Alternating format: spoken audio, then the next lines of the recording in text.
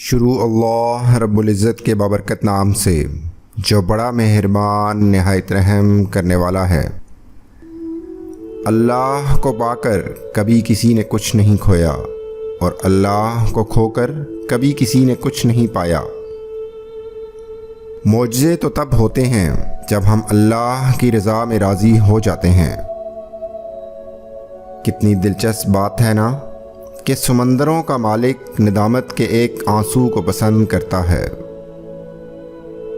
اللہ کی محبت کی اس سے بڑھ کر اور کیا دلیل ہو سکتی ہے کہ اتنے گناہوں کے بعد بھی وہ ہمیں ڈھانپ کر لوگوں میں عزت دیتا ہے۔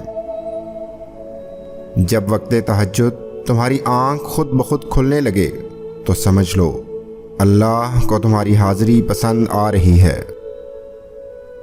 مشکلیں حل ہو جایا کرتی ہیں، راستے بھی نکل آتے ہیں، بس انسان کا یقین مضبوط ہونا چاہیے۔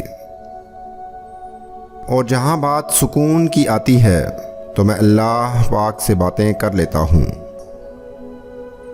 تمہارا تہجد پڑھنا تمہارے رب سے عشق کا ثبوت ہے۔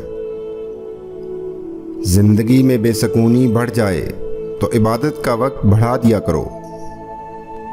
تہجد ایک ایسی مرہم ہے جس کے بعد نہ کوئی زخم ستاتا ہے اور نہ کوئی غم رلاتا ہے۔